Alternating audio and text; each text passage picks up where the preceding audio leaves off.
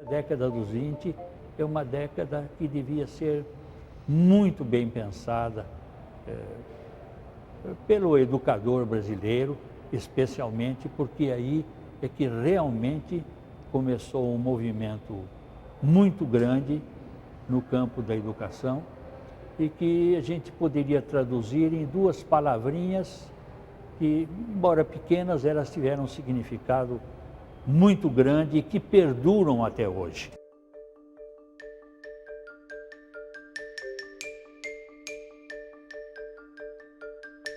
Eu disse que há duas palavrinhas que foram importantes para o desenvolvimento da educação neste país e que são da década de 20. E pode ser chamado de entusiasmo da educação, de um lado, e de otimismo pedagógico, de outro lado.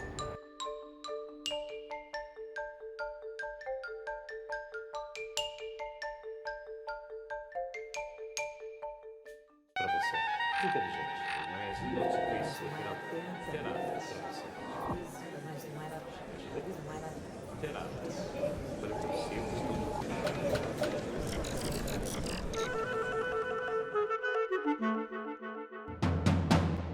Antes das reformas educacionais promovidas pela Proclamação da República, a educação no Brasil era rígida e elitista. Havia uma enorme distância entre adultos e crianças e predomínio das atividades intelectuais sobre as manuais e mecânicas. Sem método nem sistematização. Muitas escolas tinham um só professor. A ideia de educação estava associada à imobilidade do aluno, à obediência incondicional, à memorização e ao castigo. Como relata Olavo Bilac em uma crônica de 1908, as crianças eram educadas para a melancolia. Nunca fui verdadeiramente menino e nunca fui verdadeiramente moço. Fomos todos criados para a gente macambúzia e não para a gente alegre. Nunca nos deixaram gozar essas duas quadras deliciosas da vida, em que o existir é um favor divino. Os nossos avós e os nossos pais davam-nos a mesma educação que haviam recebido. Cara amarrada, palmatória dura, estudo forçado e escravização prematura à estupidez das fórmulas, das regras e das hipocrisias. É preciso estar quieto, é preciso ser sério, é preciso ser homem.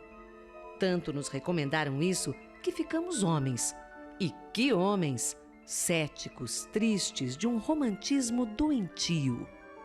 Após a República, no entanto, os ventos frescos da liberalidade, do cientificismo e do método educacional chamado intuitivo vieram libertar os estudantes do jogo da apatia, da decoreba e da punição, baseados nos princípios do educador suíço Johann Pestalozzi, que, por sua vez, inspirou-se na filosofia de outro revolucionário suíço, Jean-Jacques Rousseau, um dos maiores pensadores da Revolução Francesa e autor de Emílio, tratado pedagógico em forma de romance.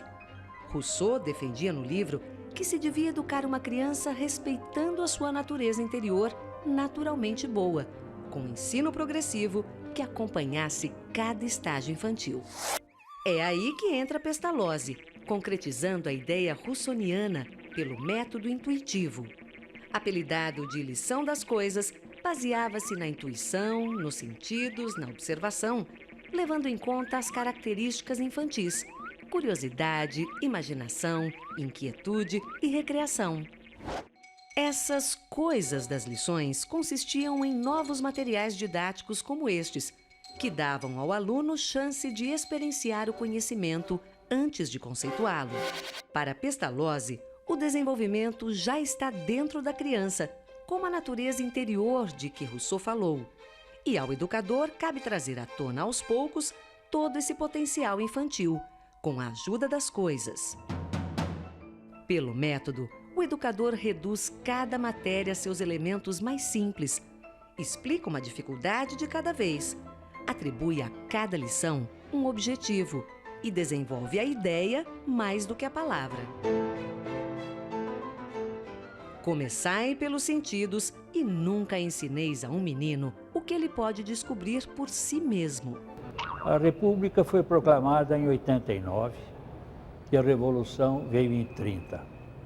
E foi a grande mudança que, creio eu, perdura até hoje com os desdobramentos mais variados. Segundo, não dá para acreditar que a partir de 89 as coisas mudam no país.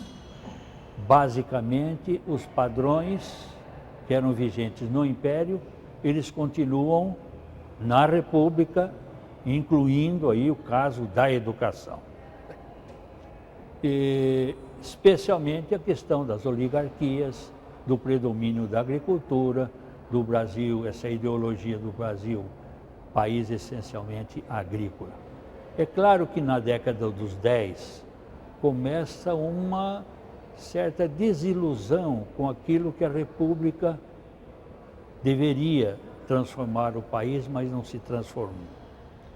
É bom lembrar também que a década de 10 é a década da Primeira Grande Guerra, é a guerra da Revolução Russa, é a guerra em que os imigrantes, especialmente aqui em São Paulo, começam a tomar uma posição mais definida, não é? Eles que vieram especialmente com ideias de natureza socialista, anarquista, e acabam mudando um pouco o ambiente, assim, um pouco parado que existia, quer na sociedade brasileira em geral, quer na sociedade paulista em particular. De qualquer forma, começa também um movimento no sentido de apressar um pouquinho aqueles primórdios da industrialização que já vinham do Império. Isto vai se acentuando, então a imagem que a gente tem é que o Brasil vai se transformando levemente de uma sociedade agrícola numa sociedade agroindustrial. Isto foi um dado extremamente importante para explicar pelo menos muita coisa que aconteceu durante a Primeira República e que desemboca de uma forma vertiginosa na década dos 20. O mundo já se movia a vapor, a trem e a telégrafo, e vivia um tempo de renovação e liberalismo. Floresciam as ideias positivistas do filósofo francês Auguste Comte, essencialmente anti-escravagistas e republicanas, adotadas por Benjamin e por muitos outros, entre eles Júlio de Castilhos e Quintino Bocaiúva. Comte apregoava o fim da era da teologia fictícia e da metafísica abstrata, e o começo da era da humanidade concreta, científica, positiva. A proposta era passar do tempo do porquê ao tempo do como, sem esquecer, no entanto, do valor do altruísmo. Viver às claras, viver para outrem eram seus princípios. O amor por princípio, a ordem por base e o progresso por fim. Benjamin participou da Guerra do Paraguai com o Duque de Caxias. Porém, na maior parte de sua vida foi proeminente professor de ciências matemáticas. Lecionou em muitas instituições e estimulou com pioneirismo a educação especial para deficientes visuais nos 20 anos em que dirigiu o antigo Imperial Instituto dos Meninos Cegos. Embora se ressentisse de nunca haver passado em concursos públicos de docência, mesmo tirando o primeiro lugar, vetado pelo Império por suas ideias. A escola militar havia se tornado um centro de estudos de matemáticas, filosofia e letras, em detrimento do seu caráter militar. O exército, fortalecido pela vitória na Guerra do Paraguai, não se sentia valorizado pelo Império e reivindicava mais espaço. E Benjamin alimentava o imaginário dos seus alunos com as ideias abolicionistas, republicanas e pacifistas do positivismo. Queria que eles participassem da política, que fossem soldados cidadãos, em vez de meros fazedores de guerra. Aqueles oficiais alunos do doutor Benjamin, entre eles Euclides da Cunha e Cândido Rondon, ficaram conhecidos como os bacharéis fardados. Aliás, juntamente com seus ex-alunos Miguel Lemos e Teixeira Mendes, Benjamin fundou a Sociedade Positivista do Rio de Janeiro, importante divulgadora das ideias de Comte. A nova elite rural dos Barões do Café, empregadora de mão de obra imigrante, era abolicionista e preferia o poder descentralizado. A velha elite rural escravagista, descontente por não ter sido indenizada pela Lei Áurea, aderia ao republicanismo. O império perdia seus apoios. Nos quartéis cariocas, tanto se debateram as ideias antimonarquistas entre os oficiais que os bacharéis fardados acabaram forçando um golpe militar. Intimaram Benjamin, que por sua vez buscou suporte no marechal alagoano Deodoro da Fonseca, seu companheiro no clube militar de grande prestígio entre as tropas. Deodoro era monarquista, fiel ao imperador, mas mudou de lado um dia antes de 15 de novembro de 1889, depois de notícias, dizem que falsas, de traições do império. Pressionado de todos os lados, Deodoro proclamou então a nova República Federativa do Brasil, instalando um governo provisório republicano, do qual Benjamin fazia parte. Os positivistas haviam conseguido. Até a nova bandeira ostentava o seu lema, abreviado agora para Ordem e Progresso. Benjamin foi nomeado ministro provisório da Guerra, pasta que logo depois transferiu a Floriano Peixoto, assumindo o Ministério da Instrução e dos Correios e Telégrafos. Começava ali a reforma no sistema de ensino brasileiro, inspirada no positivismo. O censo da época acusava 85% de analfabetos no Brasil. Na biografia escrita pelo pesquisador Renato Couto Neto e Lemos, o autor afirma que Benjamin era profundamente identificado com a doutrina positivista na parte metodológica, mas que divergia dela em tudo que se aproximasse do sectarismo e da intolerância política. Benjamin foi um democrata, a favor da Assembleia Constituinte e da promulgação da nova Constituição Republicana. Para ele, a educação era um dever essencial da sociedade moderna e um direito do cidadão. E foi assim que ele elaborou as suas reformas, baseadas no princípio positivista de que a educação é política, social, transformadora e que conduz ao progresso. Ao contrário dos bacharéis do Império, criticados pelo seu saber supérfluo, a ciência positivista buscava uma nova elite de profissionais, capaz de projetos práticos. Benjamin acreditava que o aluno devia ser informado sobre a ordem do mundo, isso é, de como o mundo funciona. Por isso, seu novo método de ensino enfatizava a lição através das coisas. Foram estas as providências do ministro Benjamin Constant. Ensino laico, ou seja, descolado da religião, com liberdade para qualquer fé religiosa e não apenas a católica, como era até então. Ensino primário público grátis, favorecendo o acesso de todos à educação. Ensino científico, incorporando ao currículo biologia, química, matemática, astronomia, ciências favoráveis à observação, à experimentação e à comprovação. Assim, em vez de decorar, o aluno deduziria. Currículo acumulativo. Os conhecimentos se sucederiam em ordem lógica, onde cada patamar preparava para o próximo, de modo que ao longo do processo evolutivo, a potencialidade do aluno fosse se revelando. Currículo enciclopédico. Multidisciplinar, fragmentado. Preocupado com as ciências e com as línguas, que preparasse o cidadão para as funções no Estado. E, finalmente, descentralização da educação. A União cuidaria da escola secundária e superior e também de todos os graus do ensino no Distrito Federal, enquanto os estados zelariam pelo ensino primário e técnico profissional. Depois da reforma de Benjamin, esse foi o novo currículo Dom Pedro II, no Rio de Janeiro, onde estudavam as elites do país. Como se pode ver, a cada patamar, o aluno evoluía seu conhecimento enciclopédico. A presença de Benjamin no poder durou tanto quanto a conturbada primeira fase da nova república, palco de intrigas e de novos golpes que acabaram levando Floriano Peixoto à presidência. Em 22 de janeiro de 1891, 2 dias depois da renúncia coletiva do primeiro Ministério Republicano e um mês antes da promulgação da primeira Constituição Republicana, Benjamin não resistiu. A malária que vinha debilitando sua saúde desde a Guerra do Paraguai acabou determinando sua morte aos 54 anos em Jurujuba, Niterói. Encerrava-se ali importante capítulo da história da educação no Brasil. Logo após a proclamação da República, imbuídos da crença positivista na educação científica como agente do progresso e autonomia, 4 personagens fazem uma revolução tão grande no ensino normal paulista que acaba virando o paradigma de todos os outros estados brasileiros.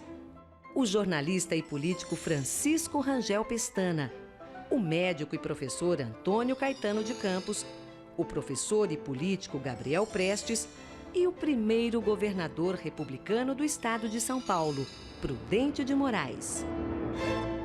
Pestana como redator da legislação sobre instrução pública na nova Constituição e mentor pestalozziano do novo ensino normal paulista. Caetano como primeiro diretor da Escola Normal e concretizador pestalozziano das ideias de Pestana. Prestes como deputado defensor do professorado e futuro diretor da Escola Normal. Todos com o aval de Prudente de Moraes.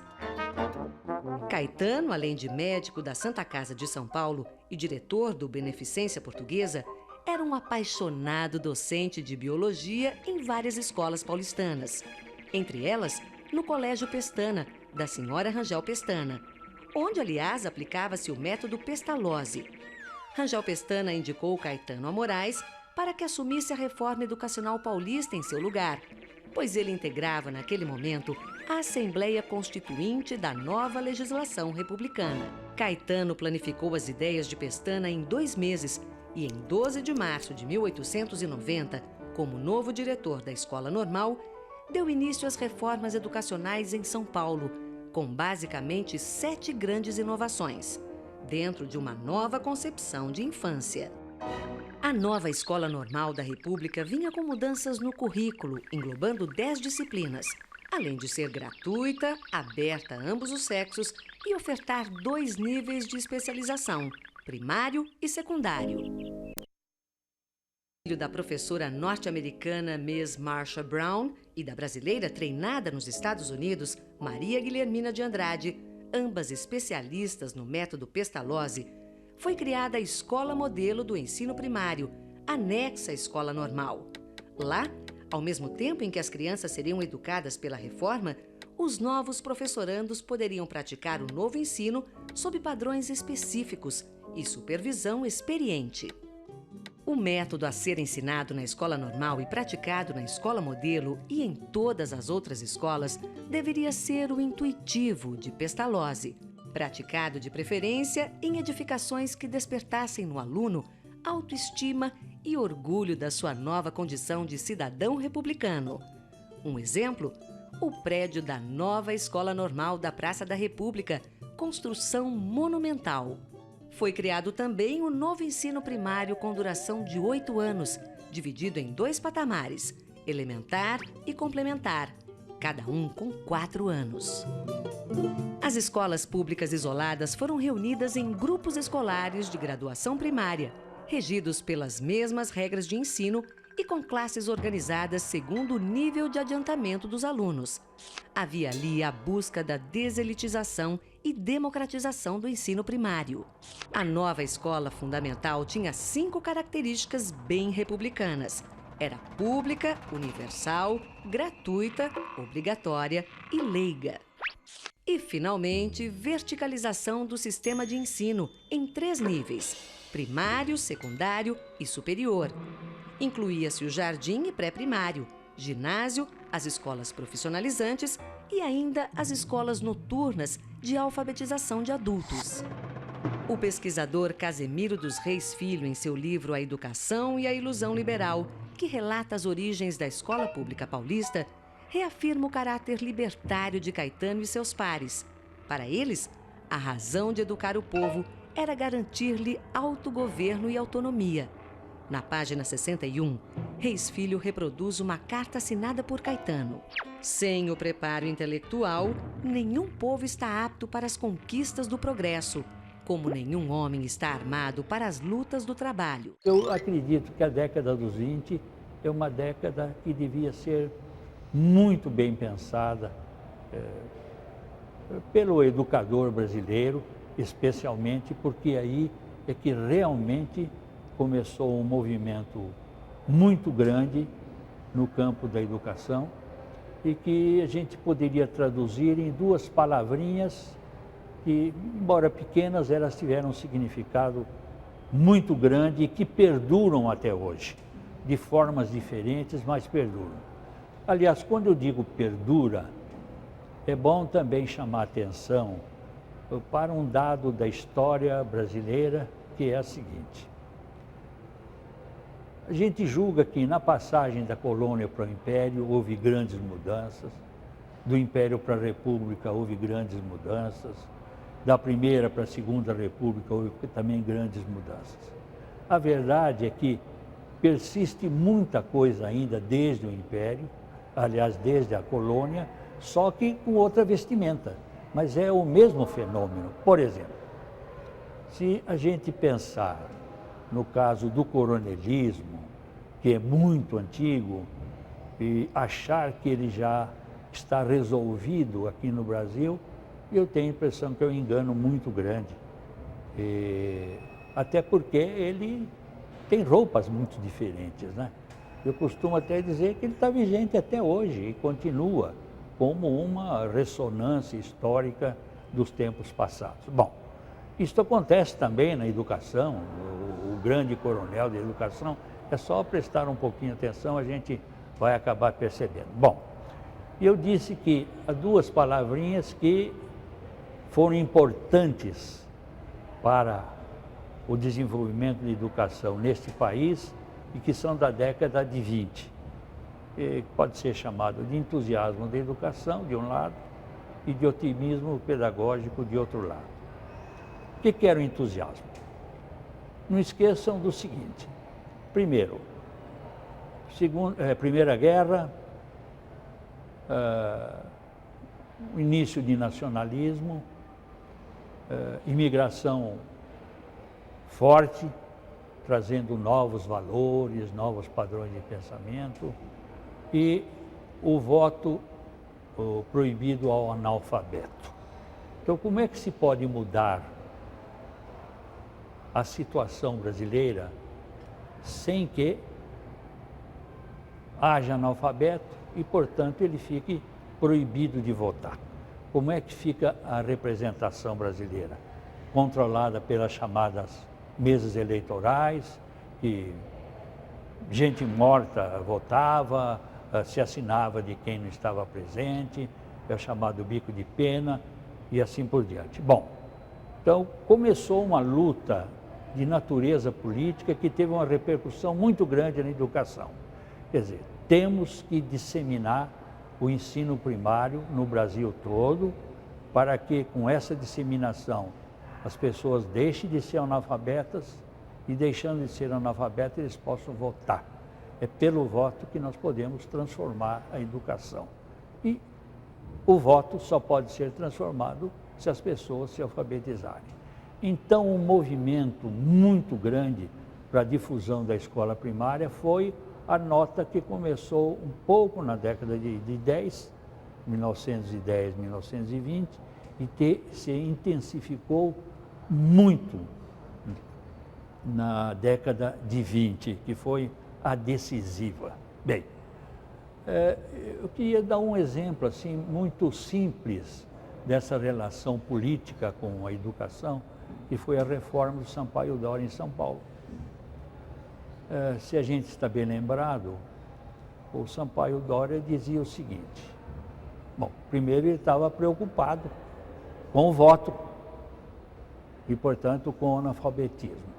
Segundo, ele foi um dos fundadores do Partido Democrático, que veio um pouquinho mais tarde, e que foi o contraponto dos PR, dos partidos republicanos. Então, ele estava preocupado com o quê? Com o voto. Para o voto, alfabetização. E ele fez uma reforma aqui em São Paulo que consistiu mais ou menos no seguinte: escola primária de 4 anos, ele transformou em 2 para apressar a alfabetização e condensou os programas de 4 em 2 anos.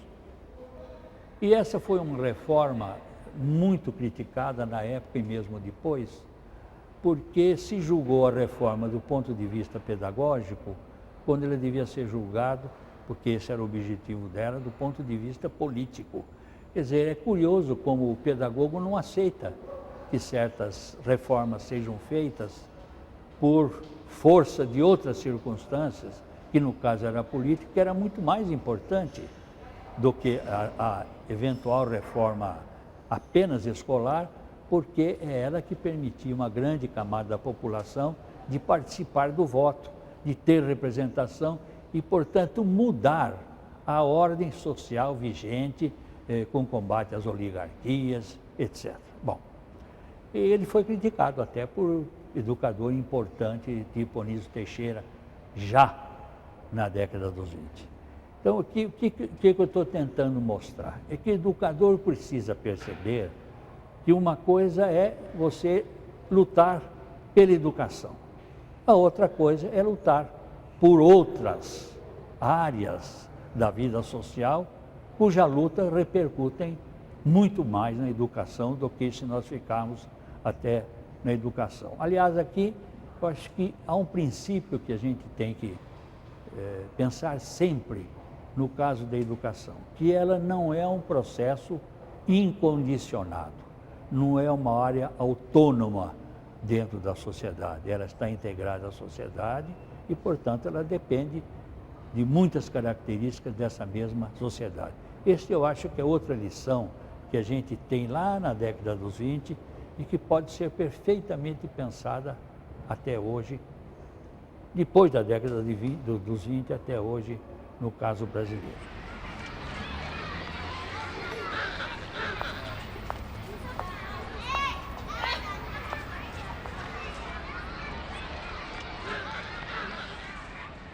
No ano de 1920, em São Paulo, 4 em cada 10 crianças em idade escolar estavam destinadas a ficar fora da escola. Essa era a situação do ensino primário com a qual se deparou o educador e advogado alagoano Antônio de Sampaio Dória, quando assumiu aos 37 anos a direção da Secretaria de Instrução Pública Paulista. A carência de 149 mil vagas equivaleria hoje à população inteira de Pindamonhangaba. Como fazer para abrigar 380 mil crianças nas insuficientes 231 mil vagas do ensino público paulista?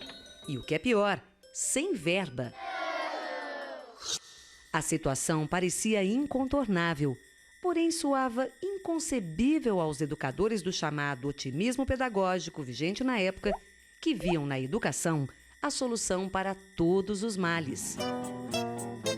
O país se encontrava em plena industrialização e urbanização, com crescente desigualdade socioeconômica, inclusive a cada vez mais desigual condição dos milhares de ex-escravos empurrados sem estudo, ofício ou teto para as periferias das cidades, e os imigrantes que ocupavam tantos postos de trabalho dos escravos quanto as novas posições nas fábricas.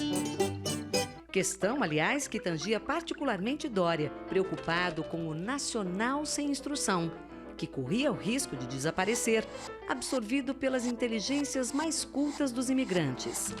O presidente Washington Luiz, do estado de São Paulo, fizera da alfabetização universal a sua bandeira, mas não autorizava aumentar de 17% para 40% os recursos necessários ao projeto. E Dória se debatia com o dilema: expansão ou qualidade da instrução pública? Prevaleceria a primeira hipótese. O experiente educador Dória, professor de psicologia e pedagogia na famosa Escola Normal da Praça, optou pela expansão, mesmo que em detrimento da qualidade, para combater o que ele entendia como o maior inimigo da pátria, o analfabetismo.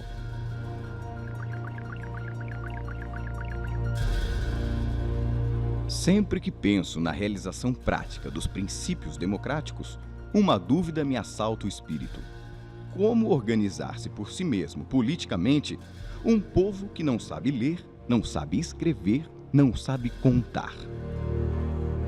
Surge daí, pelas mãos de Sampaio Dória, a primeira grande reforma educacional do século XX no Brasil, em um movimento que visava ampliar as oportunidades educacionais e renovar os métodos de ensino pela chamada Escola Nova. Movimento, aliás, que seria coroado na década seguinte com o Manifesto pela Educação Nova, em 1932. Naquele ano de 1920, no entanto, a reforma de Doria, criticada, ampliada ou melhorada, encadearia repercussões em Pernambuco com a reforma Lourenço Filho, na Bahia com Anísio Teixeira, em Minas com Francisco Campos e Mário Casassanta e no Rio com Fernando de Azevedo, entre outras. Doria instituiu o chamado ensino mínimo público para todos. Primeiro, reduziu o curso primário de 4 para 2 anos, em classes seriadas, selecionando e compactando o conteúdo anterior. Depois, reduziu as jornadas das 4 às 5 horas diárias para 2 horas e meia por dia, que ele entendia como o tempo de eficiência. Com a redução, o antigo turno de 5 horas podia ser desdobrado em 2 turnos de 2 horas e meia, e cada professor, se necessário, teria condições de assumir 2 turmas seriadas em turnos diferentes. A obrigatoriedade do ensino primário passou da idade mínima de 7 a 12 anos para 9 a 10 anos, postergando em 2 anos o primeiro acesso das crianças à escola. E para compensar a queda da qualidade pedagógica, Doria reforçou como oficial do ensino público o método intuitivo analítico da lição de coisas. E, finalmente, gratificar o professor pelos alunos que alfabetizasse no ano. Esperava-se passar de 12 alunos em média por ano para o dobro ou até o triplo. Os alunos com menos de 9 anos teriam acesso mais tarde ao primário e a qualidade cairia. Ainda assim, Doria achava que seria mais democrático. Dizer que é preferível favorecer com mais algumas noções a 1/3 da população escolar e, como consequência, negar tudo aos outros é heresia democrática. O governo estaria pronto a aceitar esse ponto de vista se, primeiro, demonstrassem que é justo e, depois, que os 2 anos de escola não valem nada. Assim como foi elogiado por democratizador, modernizador e por tornar a educação primária uma questão nacional, Doria foi duramente criticado. Uns acusavam o seu chamado ensino aligeirado de simplista, tecnicista, outros de fetichista da alfabetização, alegando que educar era muito mais que alfabetizar, que era necessário formar, preparar para a vida prática. Outros ainda lamentavam a queda na qualidade e o retrocesso do ensino público. O próprio educador baiano Anísio Teixeira, companheiro de Sampaio Doria no Manifesto de 32, justificava sua discordância. Depois de atingido o domínio da leitura, da escrita e das 4 operações, resta toda a obra de familiarizar a criança com os aspectos fundamentais da civilização, habituá-la ao manejo de instrumentos mais aperfeiçoados de cultura e dar-lhe segurança de inteligência e de crítica, para viver em um meio de mudança e transformação permanentes. Dar instrução a alguns e não a todos é profundamente injusto. É tratar com diferença aos filhos para os quais foi assentado o lema de igualdade. É alimentar uma classe de instruídos ao lado de uma casta de ignorantes. É tudo isso que não é democrático nem republicano. A reforma de Doria foi usada politicamente por Washington Luiz para ampliar a massa eleitoral paulista alfabetizada. Na briga da política café com leite São Paulo-Minas, os estados haviam perdido a vez para o Nordeste, na figura do então presidente paraibano Epitácio Pessoa. Desiludido com as interpretações errôneas do governo sobre suas propostas, Doria deixou a instrução pública no mesmo ano em que a assumiu. Sua reforma, no entanto, marco na educação do país, durou até 1925. Nessa década de 20, foram realizadas muitas reformas, e quando eu digo reforma, quer dizer multiplicação do existente. Quer dizer, apenas um esforço para difundir a educação. Por isso que eu chamei de entusiasmo pela educação. Quer dizer, não muda basicamente os modelos existentes. Eles se multiplicam e se dissemina a educação, o analfabetismo vai diminuindo e a questão política vai se tornando diferente no sentido de que tem um maior contingente de votos. embora a gente saiba também que em boa parte voto controlado, mas de qualquer forma voto. E o que se pode ser chamado de otimismo pedagógico, diferente de entusiasmo pela educação, é que, além dessa multiplicação das escolas para disseminar o ensino primário, especialmente o ensino primário, é que mudou o modelo pedagógico, não é? Foi aí que teve a grande introdução do movimento da Escola Nova, que vem desde o final do século XIX. Ele vinha vindo e ele ganha, então, muita força na década dos 20. E são princípios da Escola Nova, como o respeito à infância, como o respeito aos interesses e necessidades da criança, como a mudança de metodologia e das técnicas de ensino, como a mudança das próprias funções do professor, são essas mudanças que ainda perduram até hoje, não é? Elas vêm caminhando, às vezes mais devagar, às vezes mais rápido, mas nós ainda estamos para realizar mais ou menos amplamente isso que foi a grande bandeira da Escola Nova com os nossos educadores na década dos 20. Não esquecendo, e foram eles também que, já na década de 30, eles lançaram o chamado Manifesto dos Pioneiros da Escola Nova, em 1932, que, penso eu ainda, é a grande plataforma do ensino neste país. Com a introdução do ensino laico, com a modernização da escola, com o respeito ao ensino público, ao papel do Estado, etc. Mas isso já é uma outra história. Não é outra no sentido de que a década dos 30, e especialmente o movimento dos educadores da Escola Nova, ele foi plantado e começou a ser desenvolvido já na década dos 20, especialmente com as reformas nos estados, especialmente de Minas Gerais e Distrito Federal. Então, eu penso que esses dois dados, tipo de entusiasmo pela educação, que não era só o entusiasmo que vinha de professores, vinha de intelectuais, vinha de políticos, vinha de jornalistas, não é? Mas especialmente de educadores. Não esquecendo, quando eu falo educador, é que nessa década de 20 também houve uma grande transformação. Em vez de você ter professor, que no fundo era médico, ou era advogado, ou era jornalista, ou era padre, começamos a ter, na década dos 20, o chamado educador profissional, aquele formado para desempenhar essa função de professor. Isso também é década dos 20. Aliás, voltando ao manifesto, que já é de 30, o padrão de formação do professor do manifesto é ainda um padrão que serve até hoje como, não digo plataforma, mas como uma referência muito forte. Então, por que é importante conhecer esses dados da Primeira República? Para o educador, para o professor, para aquele que vai ser formado nos cursos de pedagogia, para aquele que vai ser professor do ensino fundamental e médio.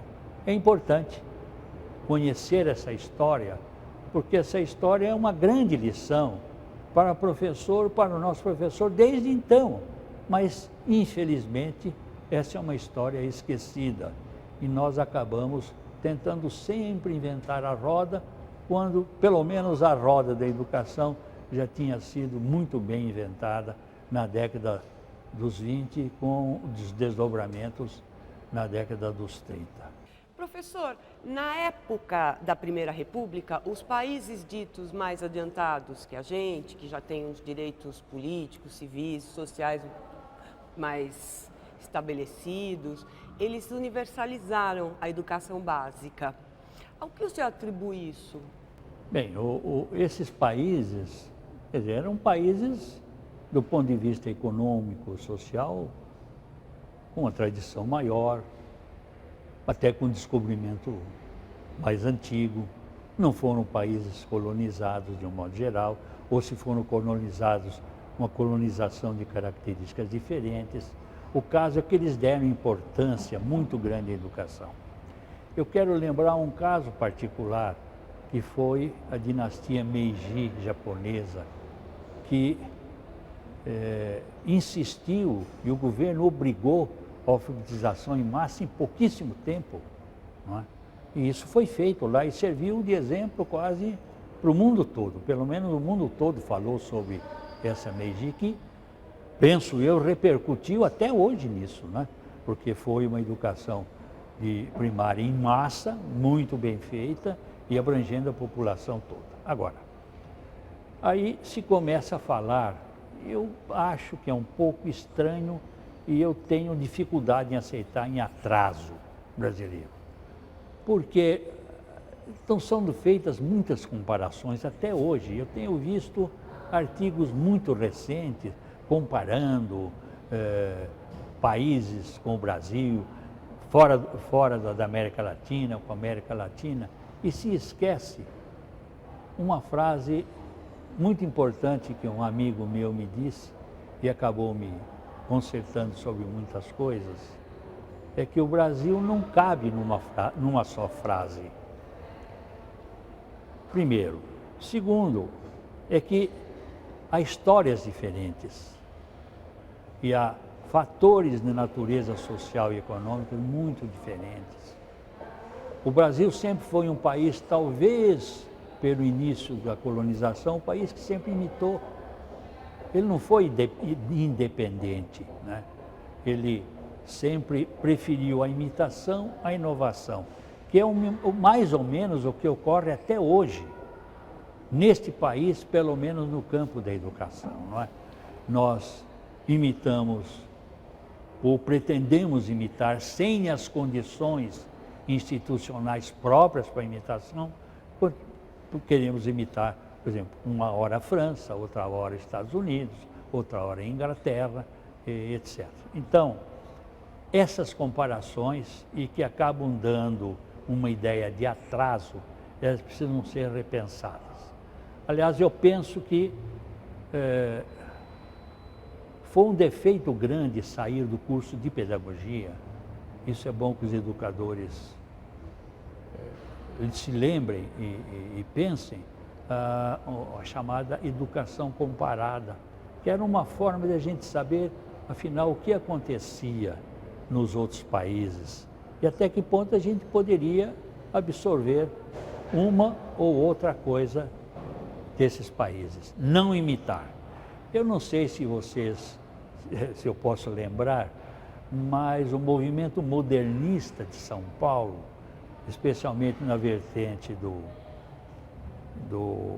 Andrada, do Oswald de Andrade, da antropofagia, ele dizia o seguinte, quer dizer, não tem importância que a gente engula o que vem de fora, mas nós precisamos deglutir e saber o que dessa deglutição nós vamos aproveitar, não é apenas imitar. Também o modernismo, é bom sempre lembrar que tem a vertente nacionalista, né, que foi muito importante, até com uma história de língua brasileira em oposição à nossa imitação da língua portuguesa.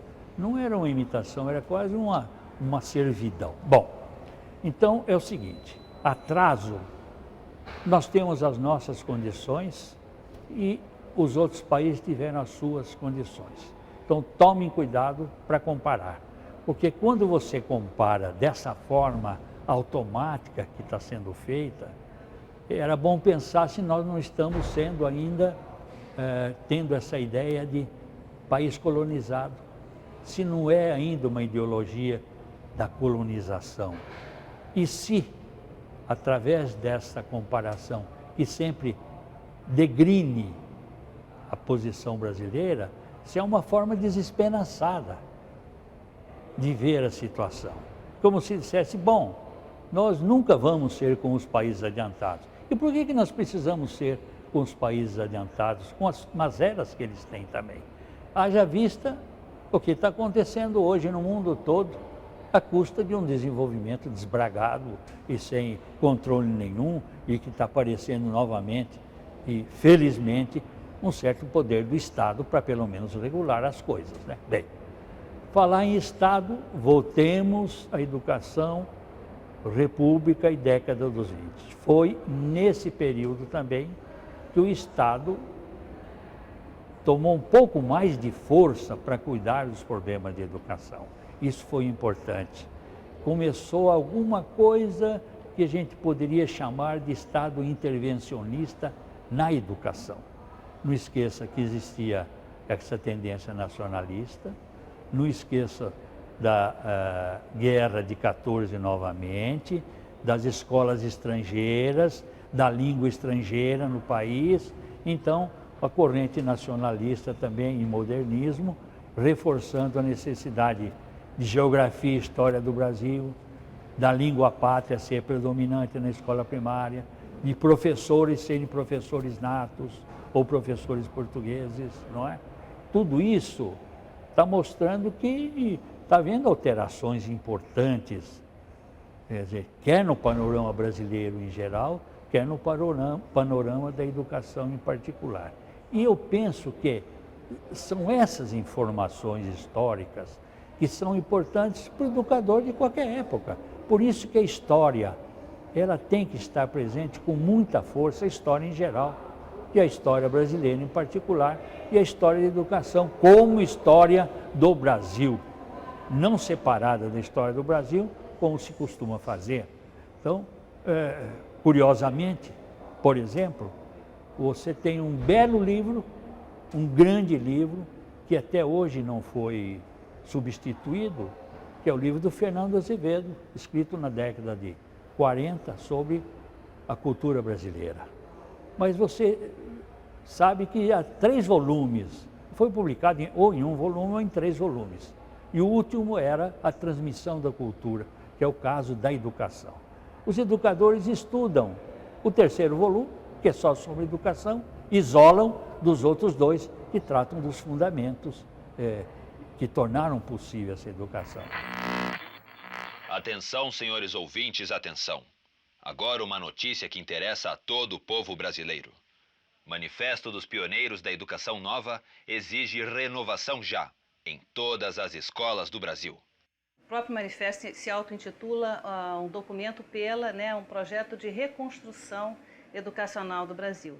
Extra, extra! Manifesto denuncia. República não consegue criar a escola que o Brasil precisa. Não é que a educação no Brasil esteja desorganizada. Eles usam esse termo no manifesto. Ela está inorganizada, quer dizer, ela ainda não se organizou.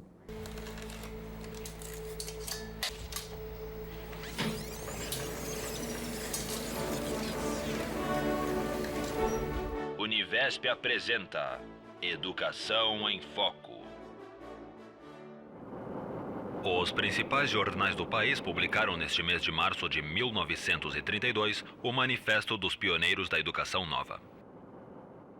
Na hierarquia dos problemas nacionais, nenhum sobreleva em importância e gravidade ao da educação. Um ponto que o manifesto repete, e é um refrão o tempo inteiro, é que a educação tem que ser tratada da mesma maneira que os assuntos sérios estão tratados. A ciência evoluiu e a ciência da educação tem que evoluir. A chave para o progresso da sociedade seria, então, o pensamento racional iluminado pela ciência, que permitiria à população mesmo sair do estágio, como eles falavam, pré-lógico, irracional, e alcançar um nível de maturidade, de uma capacidade de planejar a própria vida, de interferir nos rumos da vida social de forma positiva, Dirigido ao povo e ao governo, o manifesto é assinado por 23 homens e 3 mulheres, educadores e intelectuais de renome, liderados por Fernando de Azevedo, Lourenço Filho e Anísio Teixeira, conhecidos como os 3 cardeais da educação nova. É impossível desenvolver as forças econômicas ou de produção sem o preparo intensivo das forças culturais e o desenvolvimento das aptidões à invenção e à iniciativa, que são os fatores fundamentais do acréscimo de riqueza de uma sociedade. Repetindo. É impossível desenvolver as forças econômicas ou de produção sem o preparo intensivo das forças culturais e o desenvolvimento das aptidões à invenção e à iniciativa, que são os fatores fundamentais do acréscimo de riqueza de uma sociedade. O primeiro parágrafo é muito interessante, porque eles dizem a economia encontra o seu movimento, ela define o seu espaço, ela briga pelo seu lugar. E a educação, que é tão fundamental quanto a economia, pode inclusive parar a economia, não encontrou no nosso país ainda o seu espaço desta maneira. A socióloga Helena Bomeni, da Fundação Getúlio Vargas do Rio de Janeiro, conversou com a Univesp TV no Instituto de Estudos Brasileiros da USP. A página com as assinaturas Fernando Azevedo, Anísio Teixeira, Espínola Teixeira, Lourenço Filho, Sampaio Dória, que fez uma reforma educacional em São Paulo. Libânia Nassif Xavier é da Faculdade de Educação da Universidade Federal do Rio de Janeiro. Ela estudou o manifesto em seu livro, Para Além do Campo Educacional, lançado em 2002. Então, se você pega o documento, você vê que em termos gerais, é um documento que está propondo a organização de um sistema nacional de ensino, né? As ideias dos pioneiros de 32 para a organização do ensino já estavam presentes nas reformas educacionais da década de 20. Essas reformas haviam sido feitas pelos signatários do manifesto, em vários estados da federação. O manifesto propõe a grande reforma, a reforma das reformas, como escreveram os pioneiros. Na época, o Brasil vivia a efervescência política, social, cultural do tempo da Revolução de 30, liderada por Getúlio Vargas e pela Aliança Liberal. O presidente Getúlio Vargas esteve presente na 4ª Conferência Nacional de Educação. Em seu discurso na Associação Brasileira de Educação, o chefe da nação solicitou aos educadores reunidos no evento que apresentem as bases para uma política educacional da Revolução de 30. Este dia marcou a origem do Manifesto dos Pioneiros da Educação Nova. Ouvintes de todo o Brasil, imagine agora viajar no tempo. Imagine que um dos pioneiros da Educação Nova pode se transportar para o futuro. Como estará a educação em nosso país? Será que algumas dessas ideias do manifesto estarão presentes nas escolas do século XXI? Veja só, por que os alunos não estão na sala de aula? Gostei de ver. Aqui, o aluno é educado de acordo com as suas aptidões naturais. Vejo que os alunos estão fazendo um trabalho em grupo, como nós pioneiros havíamos preconizado. Ora, o que temos aqui? Um símbolo da religião católica. Será que não alcançamos a escola laica? Alunos assistindo a um filme dentro da sala de aula. Isso é muito eficiente para o aprendizado. É como escrevemos. A escola deve utilizar todos os recursos formidáveis, como a imprensa, o disco, o cinema e o rádio. Com licença. É horário do recreio? Não. É aula? É ciência. Com licença. O senhor é o professor? Sim. Qual a sua graça? Massoni, Luiz Antônio. Luiz Antônio, prazer. Por que não estamos na sala de aula? Porque nós temos essa continuação na sala de aula também, que é o entendimento dessa atividade. Aí vem o raciocínio todo baseado em cima do que eles fizeram. Porque essa atividade mais lúdica chama muito mais atenção do que simplesmente uma explicação. Então, há uma associação de duas ideias. Será que eu posso observar um pouquinho a atividade? Claro.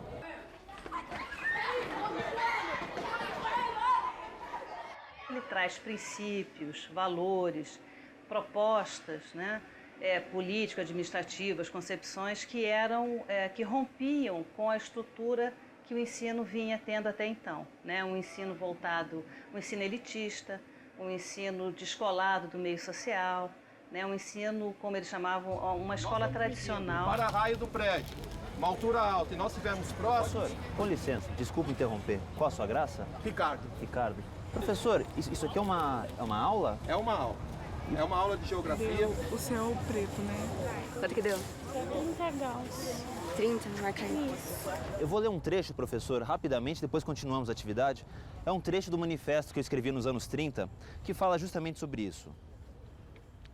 Nessa nova concepção da escola, que é uma reação contra as tendências exclusivamente passivas, intelectualistas e verbalistas da escola tradicional, a atividade que está na base de todos os seus trabalhos é a atividade espontânea, alegre e fecunda, dirigida à satisfação das necessidades do próprio indivíduo.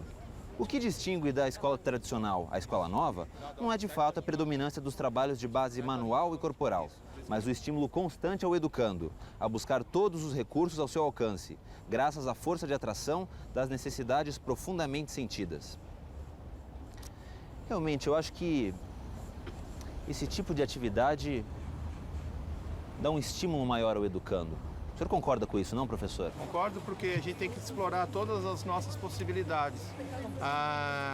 Aquela educação bancária que nós tínhamos, né, até alguns anos atrás, de professor ser o detentor do conhecimento e de chegar na sala e somente passar o conteúdo para o aluno sem muitas vezes se importar se ele estava assimilando o conteúdo, é uma educação que já ficou um pouco para trás.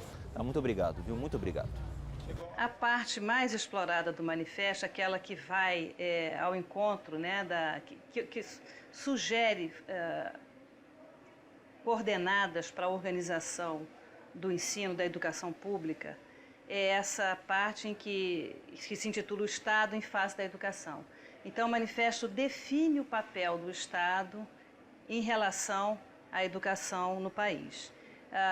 O primeiro ponto que ele estabelece é que a educação é uma função essencialmente pública, ou seja, direito de todos, e para que ela seja aberta a todos, ela deveria ser responsabilidade do Estado. Então, essa escola precisa, para ser aberta a todos, ela precisa ser gratuita, né? Para que a população que não tem condições de pagar possa frequentar. Ela deve ser obrigatória, obrigação tanto dos pais em colocar os filhos na escola, quanto do Estado em prover os meios para que as crianças frequentem a escola. Ela deve ser baseada na coeducação. Meninos e meninas juntos, conseguimos a coeducação. E a laicidade, que é o primeiro ponto de destaque, a ideia de que a escola deve ser neutra, né? Ela não deve constranger ninguém a seguir qualquer tipo de crença ou religião. Ora, o que temos aqui? Um símbolo da religião católica. Será que não alcançamos a escola laica? Olá, bom dia. Tudo bom? Tudo bom? Como vai ser? Qual a sua graça? Rosângela. Rosângela. Eu estou conhecendo a sua escola e me chamou a atenção que eu vi que há um crucifixo ali na outra sala e vejo também que tem uma imagem religiosa. Isso. Essa escola segue alguma doutrina religiosa? Não. É que eu acredito assim, esta imagem é minha, eu ganhei de uma professora e eu sou devota de Nossa Senhora, então eu deixei. E ali a gente acredita assim que estamos sendo abençoados pelo espaço todo, mas não é por nenhuma doutrina, não seguimos nada. Quando ele fala das capacidades biológicas, eles estão querendo contrapor, né, a essa diferenciação por classe social, a hierarquia das capacidades, né? Eles acham que a escola, o fluxo, né, da educação escolar proporcionado pelo Estado, né, proporcionado pelas escolas públicas, deveria garantir aos alunos a progressão até o último grau, até o nível superior. Mas essa progressão não seria obrigatória, ela ficaria subordinada às capacidades de cada um.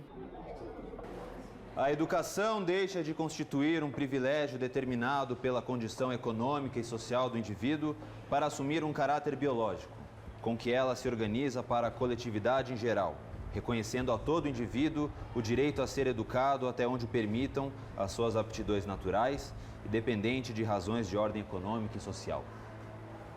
Isso acontece aqui, professora? Sim. De que forma?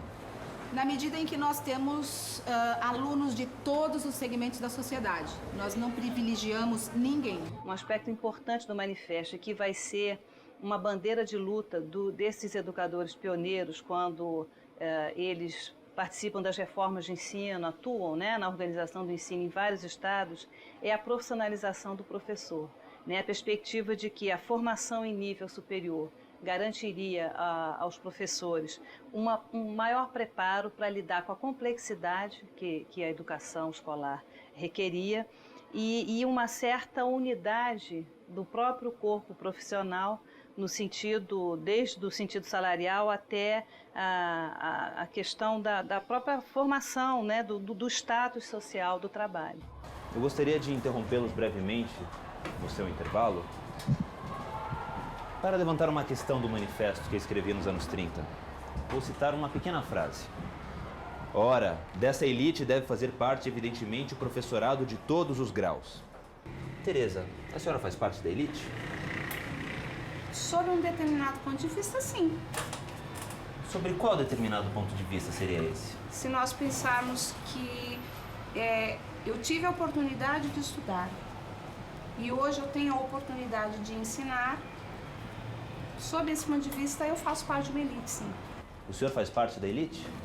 Eu tenho a mesma opinião que a professora Tereza, né? E desse ponto de vista que a minha família não tinha condições de dar estudo e eu consegui fazer o curso superior e depois com a pós e tudo, eu acho que é um privilégio estar podendo passar, né, o conhecimento para os nossos alunos, que eu acho que a gente tem aqui na escola uma clientela muito receptiva para isso. Agora, se for olhar outros aspectos, a gente está bem abaixo da elite que hoje tem aqui, né? O lançamento do manifesto vai gerar uma repercussão muito forte, tanto na imprensa, né, quanto nos círculos intelectuais, né? A gente tem a publicação de vários artigos, causa uma polêmica muito grande, principalmente com os católicos. É verdade que a igreja, de certa forma, monopolizava o ensino desde a época da colonização, né? A igreja católica tinha os principais colégios, né? O assunto igreja e Estado já apareceu no começo deste modo. Um dos argumentos que a igreja usava era que a escola ia desagregar a sociedade, se ela não tivesse no seu bojo uma orientação mais gregária, mais tradicional. Então havia essa ameaça, digamos, de que um projeto liberal seria um projeto de desagregação e não um projeto de agregação da sociedade brasileira. Os pioneiros da educação nova proclamam: o erro capital do atual sistema de educação pública do Brasil é a falta de continuidade e a falta de articulação no ensino, dos jardins de infância à universidade. O plano dos pioneiros é dividir a instrução em 4 grandes períodos: escola infantil, escola primária, escola secundária e educação superior. Na escola secundária, alunos de todos os grupos sociais vão ter o direito a uma sólida base de cultura geral em 3 anos. Só depois de adquirida essa base de cultura geral, os alunos então se dirigirão, conforme suas aptidões naturais, ao estudo com preponderância intelectual ou preponderância manual. Senhoras e senhores ouvintes, está escrito no manifesto que a escola secundária é o ponto nevrálgico da questão. A escola secundária ou do 3º grau não forma apenas o reduto dos interesses de classe, que criaram e mantém o dualismo dos sistemas escolares. É ainda nesse campo educativo que se levanta a controvérsia sobre o sentido de cultura geral e se põe o problema relativo à escolha do momento em que a matéria do ensino deve diversificar-se em ramos iniciais de especialização. Não admira, por isto, que a escola secundária seja, nas reformas escolares, o ponto nevrálgico da questão. A escola secundária é o ponto em que o caráter da sociedade de classes, da sociedade discriminatória, né, que o Brasil sempre teve, aparece de forma mais contundente, né? A população pobre vai terminar ali o seu processo de escolarização, vai trabalhar, vai seguir um ramo, né? Vai ter atividades profissionais, né? No sentido vai entrar para o mercado de trabalho e vai ser mão de obra. E as elites teriam, então, a partir da educação secundária, uma formação geral, humanística, que permitiria que elas continuassem os estudos em nível superior. E aí mesmo o manifesto reconhece, é o ensino superior que forma as elites né, as elites dirigentes, as elites mais capacitadas para conduzirem o país, para interferirem nos rumos da nação. A educação secundária deveria romper com esse caráter, com a separação, né, entre a educação humanística para as elites e uma formação técnica profissional para o restante da população. Estamos chegando ao final de nossa transmissão. Vamos terminar com uma reflexão para os senhores ouvintes. Vou ler mais uma mensagem deste arrojado manifesto pela reconstrução educacional no Brasil. Nós temos uma missão a cumprir. Insensíveis à indiferença e à hostilidade, em luta aberta contra preconceitos e prevenções enraizadas, caminharemos progressivamente para o termo de nossa tarefa, sem abandonarmos o terreno das realidades, mas sem perdermos de vista os nossos ideais de reconstrução do Brasil na base de uma educação inteiramente nova. Esse valor que eu costumo dar para o manifesto, ele não foi superado até hoje. É claro que o mesmo Fernando se incumbiu de um outro manifesto mais tarde, se não me engano, década de 50, chamado Mais Uma Vez Convocados, mas não teve a mesma qualidade do primeiro. É claro que no tempo da discussão da Lei de Diretrizes e Bases, quer dizer, muitos manifestos apareceram, muito importantes, mas ainda eu acho que a grande matriz de manifestos sobre educação brasileira está ainda no manifesto de 32, que não perdeu ainda a sua atualidade. Por várias razões, eu gostaria que os educadores pensassem na formação que ali o manifesto apresenta sobre a formação do professor. Leitura obrigatória ao manifesto. Eu penso que até hoje esse manifesto deve ser leitura obrigatória, bem consciente, sem se importar com um costume muito brasileiro, que o gosto é você criticar, às vezes antes de conhecer, não ler com cuidado, não ter informação suficiente para julgar. Esse manifesto ainda, digo eu, perdura nas suas linhas gerais e particulares até hoje. E sabe por que perdura? Porque é essa que eu acho ainda uma falha da formação dos professores atualmente. É que o manifesto, ele faz um percurso que vai desde o mais amplo, que seria uma filosofia da educação, e percorre pela administração, pela psicologia, e chega até as questões de natureza didática. Então, ele percorre esse percurso total da educação, e não é apenas de filosofia da educação ou de administração escolar. E é essa lição que ele nos dá, e é essa lição que nos falta hoje. E é essa lição que nos falta nos cursos de pedagogia, que são cursos fragmentados, separados, cada disciplina com a sua unidade que não tem nada a ver com o outro. E o mais grave ainda, que é o que não acontecia na década dos 20 e na década dos 30 também, é que os educadores que falavam sobre educação, eles conheciam as escolas. Por isso, eles falavam com um grau de conhecimento muito forte e, por isso, ficava muito colado aquilo que eles falavam das necessidades das escolas que realmente existiam, não das escolas que poderiam ser abstratamente pensadas. Professor, muito obrigada. Oh, meu Deus do céu. Foi ótimo. Inteligente, mas não se pense terá. Terá.